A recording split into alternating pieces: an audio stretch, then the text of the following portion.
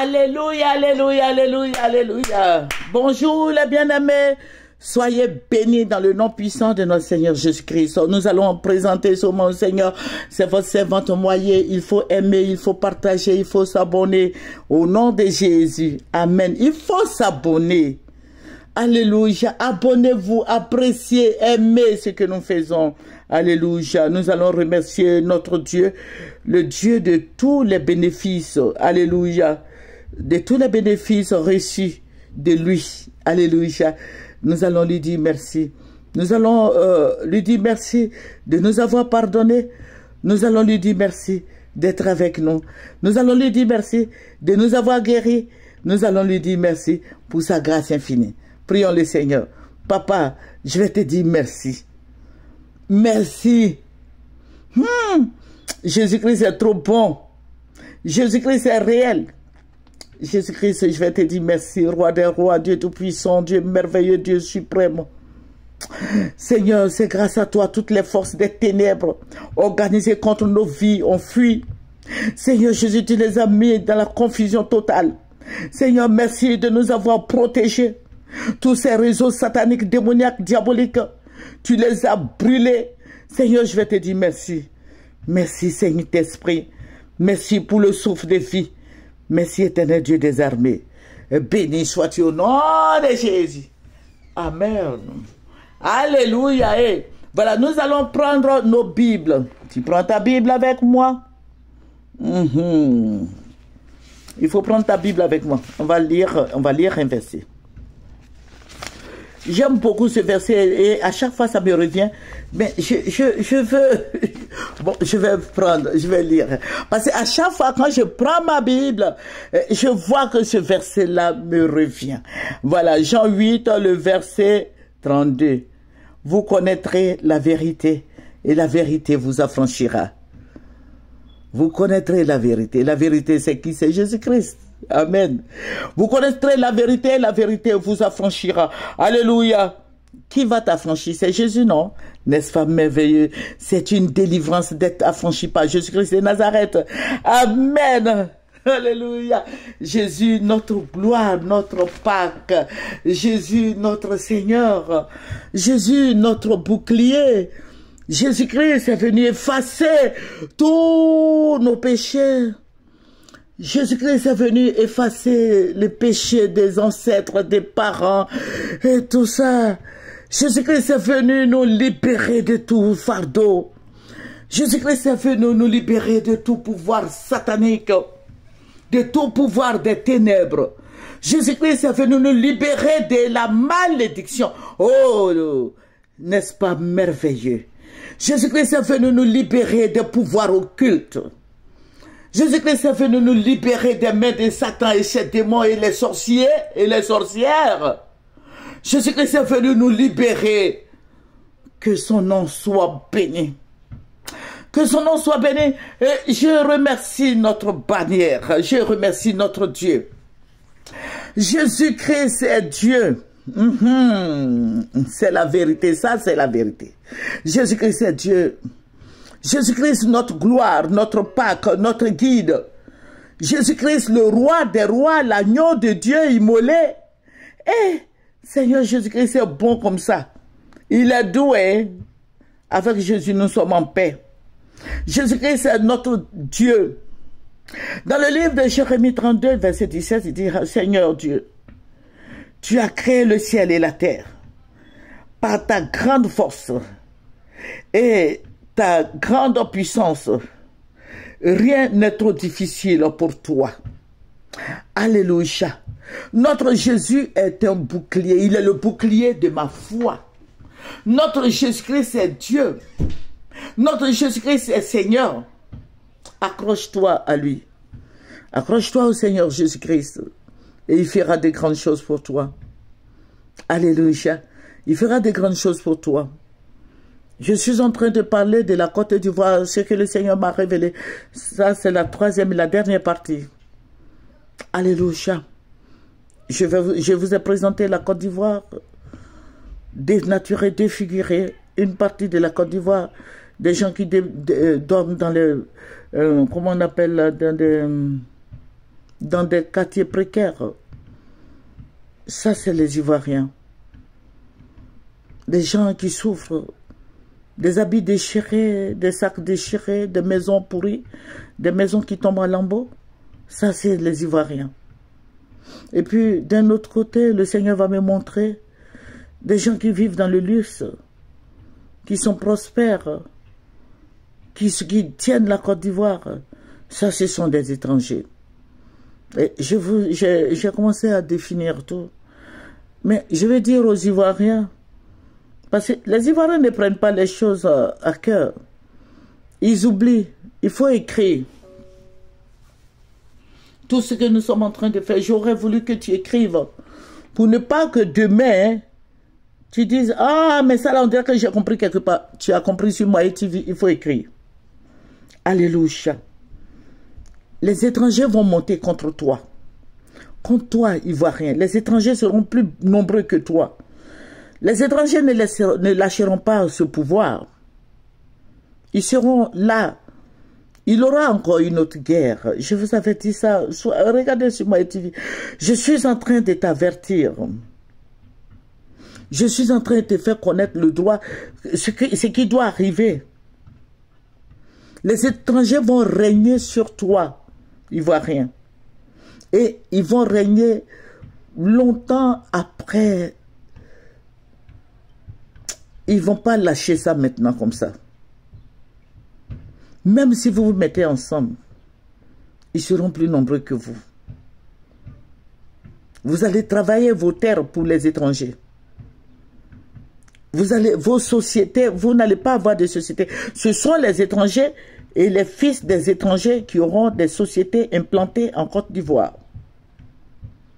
Les Ivoiriens n'auront rien, ils auront la main vide. Parce que le Seigneur m'a montré. Il dit, regarde la main des Ivoiriens. Vous voyez les mains des Ivoiriens que j'ai vues. C'est comme une terre aride, une terre. Vous voyez dans le désert comment la terre est là. C'est fissuré là. Voilà, c'est comme ça la main des Ivoiriens était. Ça veut dire que la misère est dans la vie des Ivoiriens, la pauvreté dans la vie des Ivoiriens. Les étrangers seront enracinés et ils seront prospères. Une prospérité qui ne dit pas son nom. Ils seront bénis. Mais ils ne lâcheront pas le pouvoir. Pourquoi? Parce que ils ont beaucoup investi. Vous voyez tout ce qui se passe là. Ils ont pour eux dedans. Et vous serez esclaves. C'est ce que le Seigneur m'a dit. Vous serez esclaves des étrangers. Toi, Ivoirien, je suis en train de te parler. Tu seras esclave de tous ces étrangers-là. Tu vas quémander chez les étrangers. Mais tu vas crier à Dieu.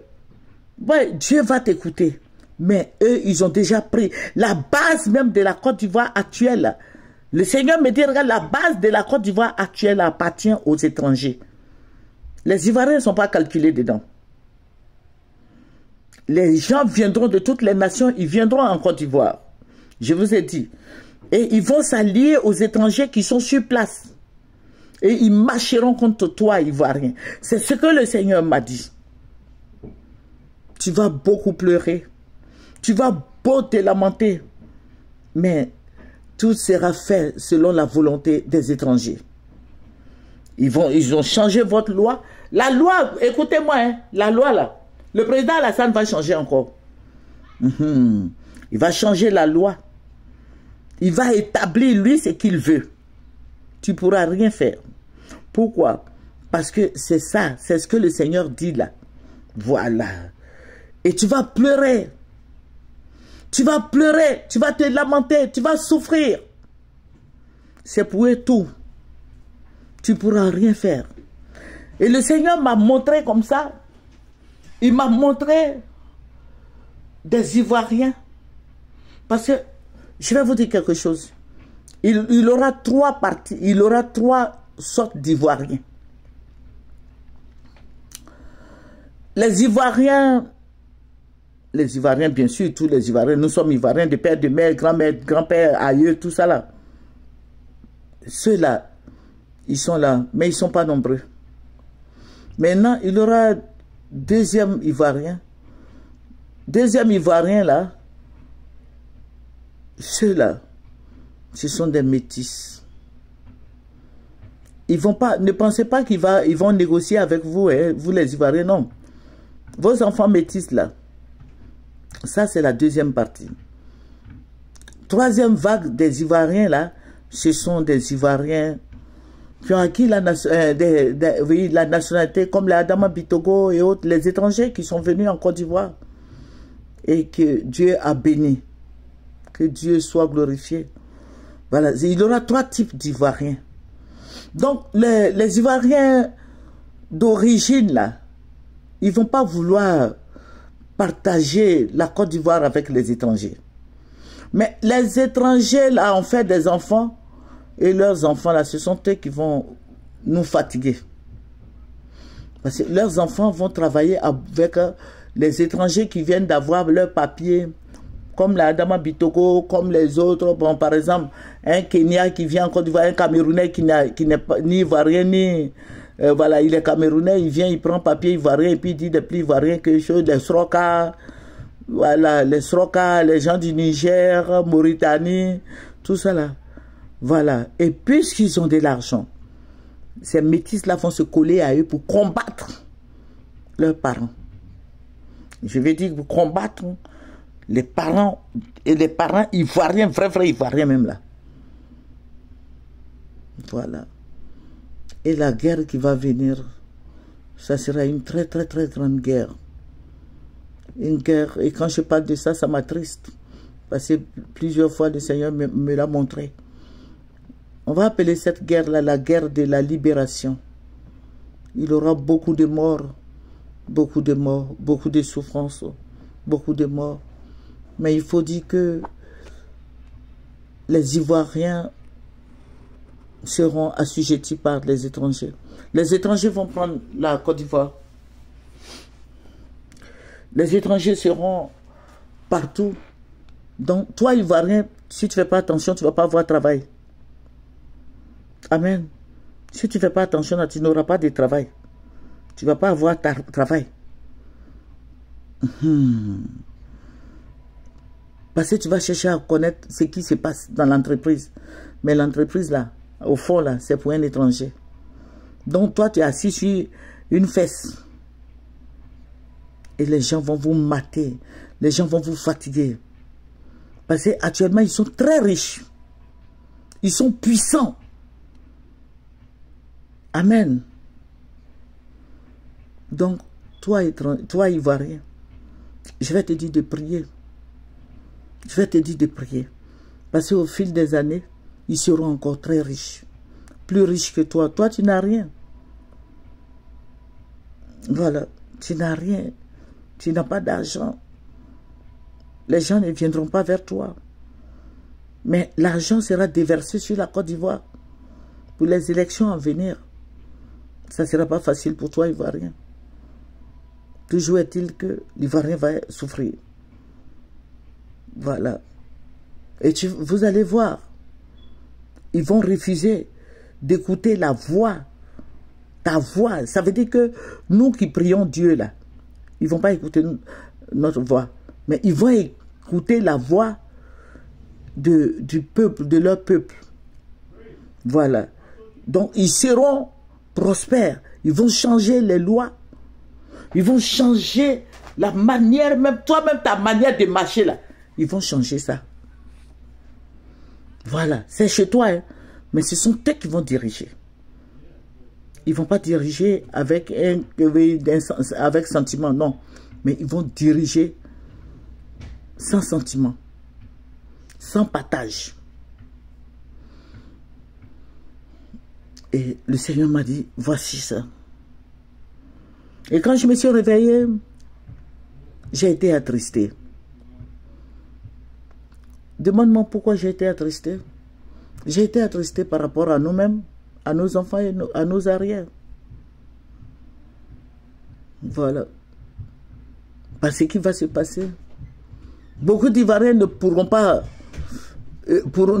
supporter ça. Beaucoup vont mourir. Beaucoup vont pleurer, beaucoup vont rester sur leur lit. Beaucoup de souffrances. Mais je vais te dire quelque chose. Le Seigneur m'a dit, si vous demeurez dans mes voies, si vous demeurez dans la prière, je vais vous faire sortir de là. Ça, c'est la parole de consolation que j'ai reçue du Seigneur. Ça veut dire quoi? Ça veut dire que si toi et moi, nous fléchissons les genoux, nous prions, nous demandons à notre Dieu, le Dieu d'Israël, le Dieu des armées, de changer cette situation en notre faveur.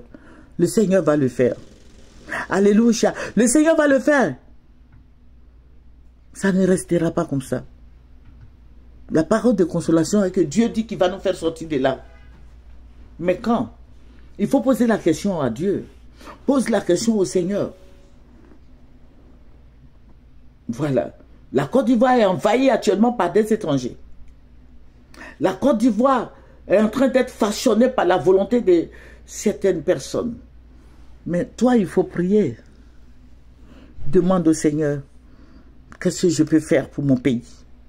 Qu'est-ce que je dois faire pour mon pays? Quelle prière je dois faire pour mon pays? Qu'est-ce que je dois, comment je vais marcher pour mon pays? Comment je vais faire des courses pour mon pays? Pour les orphelins, les veuves, tous ceux qui sont en Côte d'Ivoire. Amen. Que le nom du Seigneur Jésus-Christ soit béni. Jésus-Christ, c'est le chemin, comme je l'ai lu tout à l'heure. Il est le chemin, la vérité et la vie. Jésus-Christ nous a affranchis, afin que toi et moi, nous soyons dans l'allégresse, dans la joie. La Côte d'Ivoire ne t'appartiendra plus. Pour un peu de temps, ça peut t'appartenir, mais pour peu de temps encore, ça ne t'appartiendra plus. C'est ce que j'ai reçu du Seigneur, que j'ai résumé parce que c'est long, que je suis en train de te dire. Un peu de temps, la Côte d'Ivoire va appartenir au Seigneur. Elle va appartenir aux Ivoiriens, mais un peu de temps, la Côte d'Ivoire n'appartiendra plus aux Ivoiriens. Que le Seigneur Jésus-Christ nous bénisse, c'est votre servante moyen. Nous allons terminer par la prière. Père, que ton nom soit célébré en dignité, exalté, magnifié, glorifié. Papa, je vais te dire merci. Merci pour ta présence. Merci, Roi des rois. Merci, Dieu Tout-Puissant. Merci, Dieu de gloire. Béni sois-tu au nom de Jésus. Amen. Alléluia.